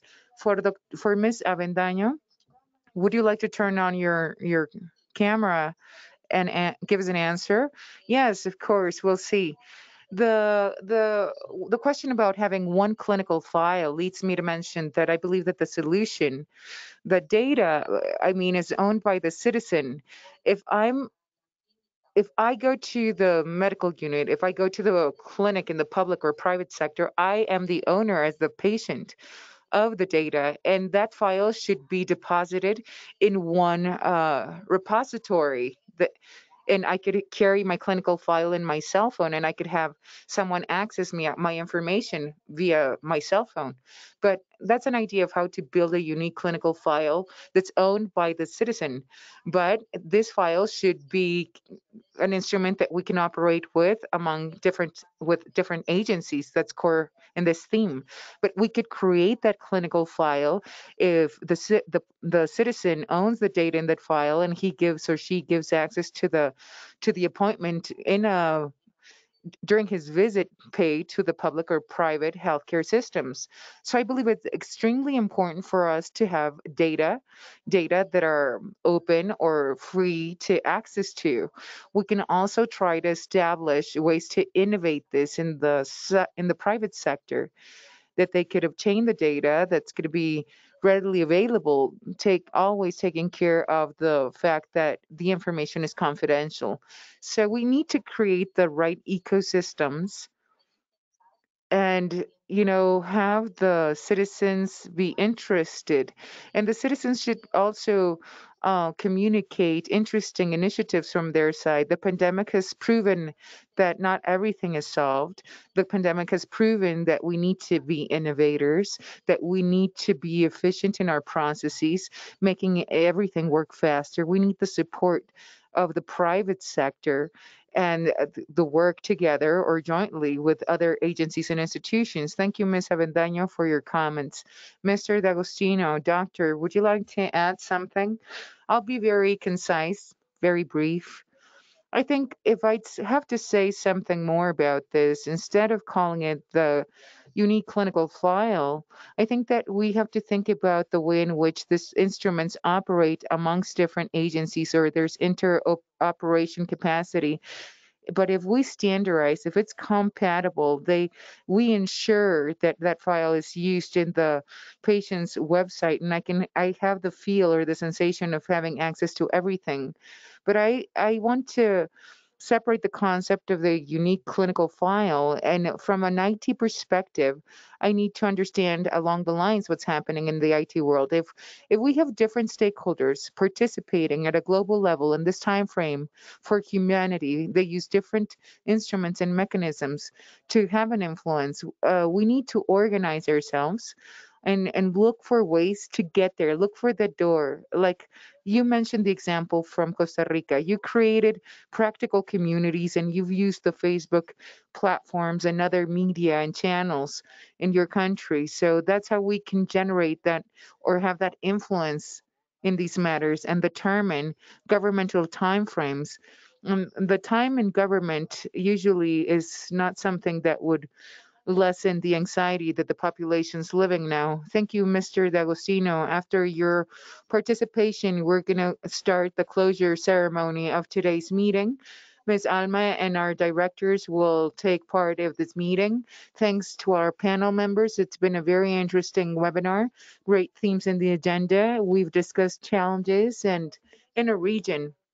Thank you. The floor is open for the chairwoman, Ms. Daisy Corrales. Well, thank you very much. I'd like to thank the panel members for having participated. You add value. It's been a very intense morning.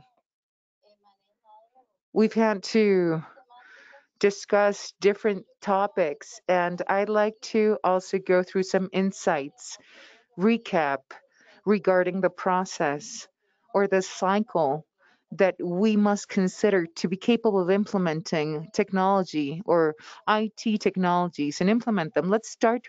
We start in our countries brainstorming, landing ideas with work groups, and we don't think about the underlying complexity that the initiatives require. And the time frame for the initiatives to be material require more time, and they're complex. We need to develop systems. So I can speak of the product registry or record system in Costa Rica. What we had to undergo a transformation process, and what was manually done became digitalized, and it was so complex.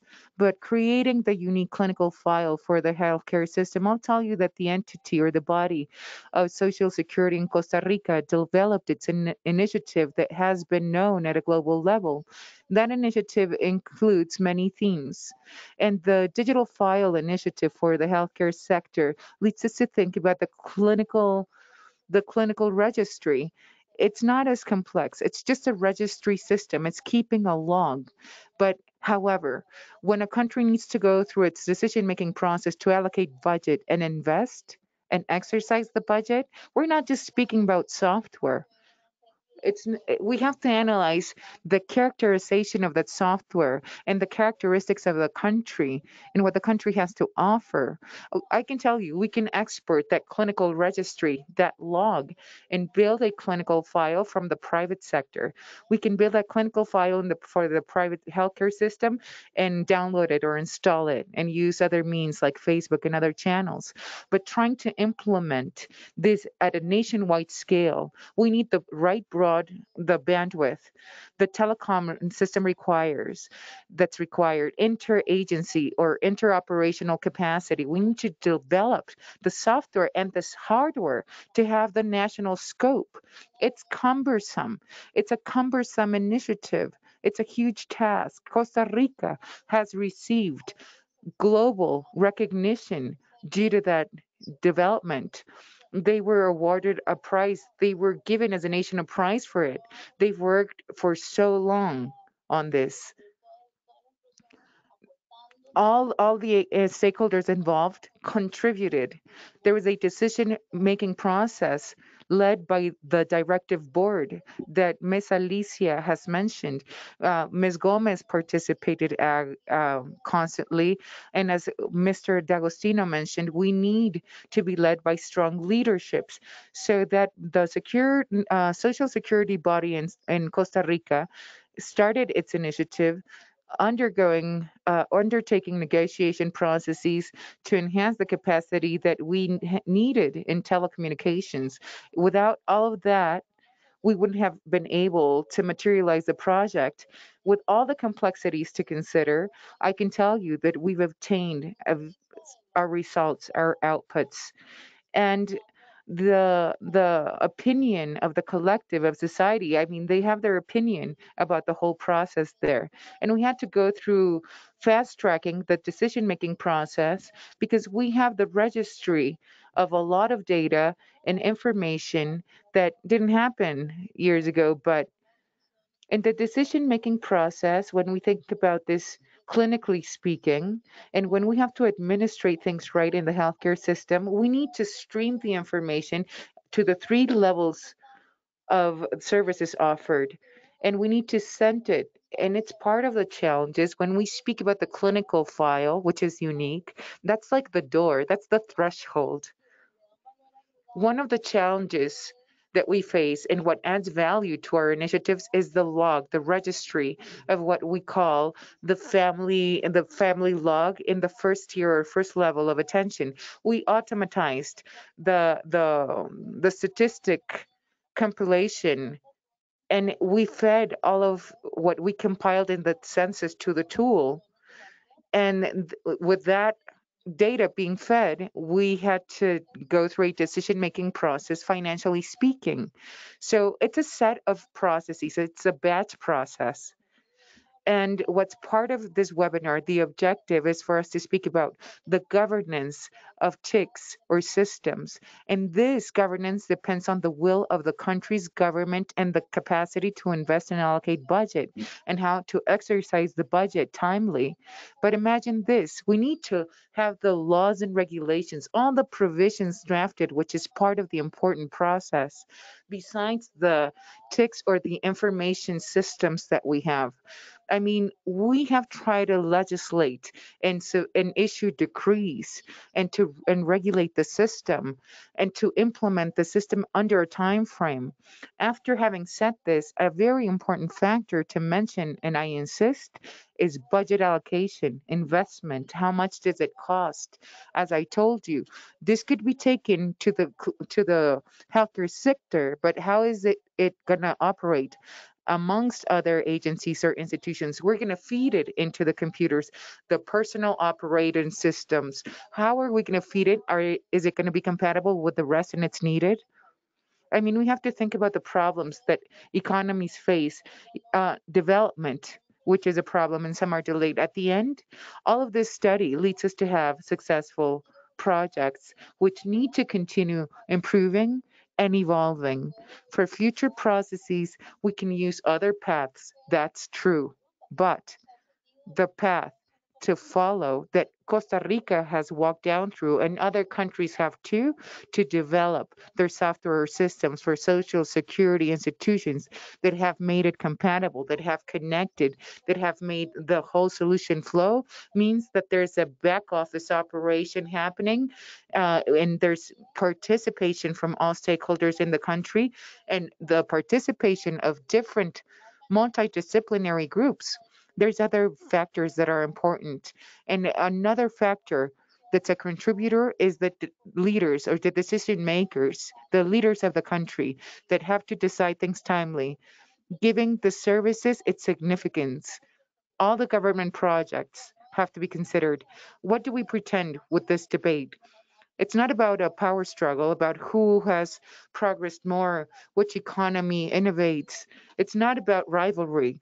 We have to give priority to the core initiative, and these developments or initiative are centered in the citizens of our economies, based on providing services in our capacity. The decision-making process is there. The stakeholders participate.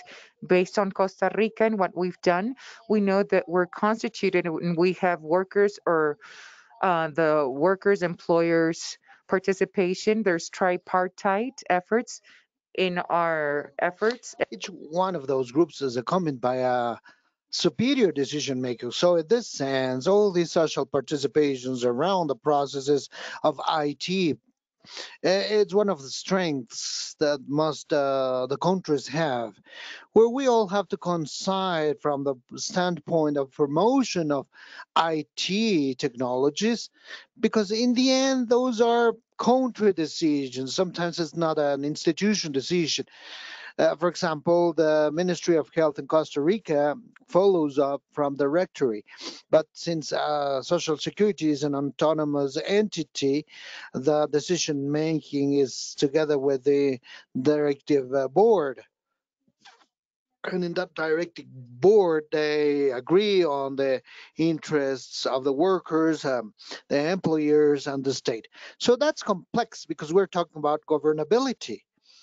So if we take a technical aspect proper of technologies, it's not that complex but when it is seen as a social security development factor, and it has to do with the kind of policies that every government has to keep this continuity of a process through different ideological topics, is one of the greatest complexities of IT technologies.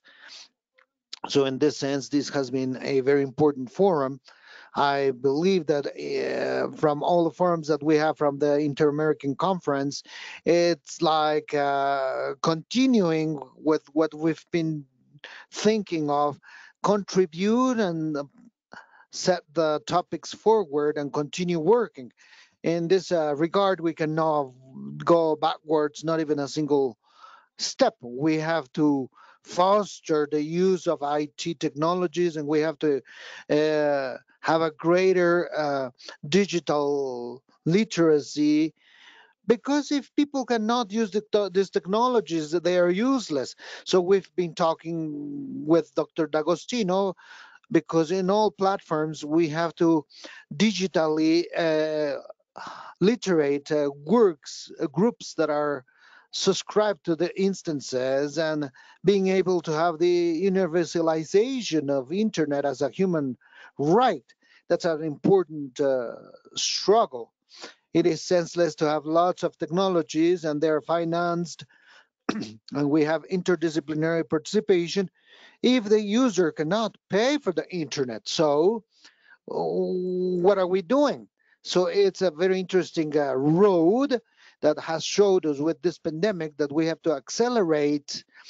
The countries having this have to make an effort to maintain and sustain what they have already had. And so we have to try to guarantee the sources of financing, and considering that for the future, I believe we have had a great lesson all along this year. We have suffered in a single year many things that haven't happened in 40 years regarding development. So we have to adapt these communication channels. And in that sense, we have to go through this path. And I think many of the systems make evidence. And what I was telling you outside the forum is that in any moment where many of the processes that depend on IT, if we do this, the cost is lower. That is to say, like having a broadcast like the one we have today, rather than traveling from our countries, paying transportation, hotels. So, what is happening with the difference of the investment? If we sometimes had this investment with these forums, with these investments, and these funds have to be very carefully administered or managed to strengthen the systems and IT technologies. So let's stop over here because otherwise we would be able to talk all day long. It's been a pleasure to be with you. Thanks to all our panel members, and it is important to understand the complexity of processes. It's multifactorial processes. There must be strong leaders in the countries promoting the development and the sustainability of social security. And as I say, I mentioned Costa Rican case because it's the one that I know about. And it is actually the Inter-American Conference had a study on the digital file, which is available in our website. There you will find all the story, and we try to gather special attention by the conference, all the factors having to do with the process from the idealization, implementation, development, integration, and transition of systems, which might give us important light to what is coming in the future. So to decide to all of the countries that we would go forward in this topic. And once again, my congratulations to our panel members and my thankfulness to our logistic partners and Dr. Bravo for her participation. Thank you very much. Thank you very much. Thank you. Good afternoon. Good afternoon, everyone. Thank you. Good afternoon.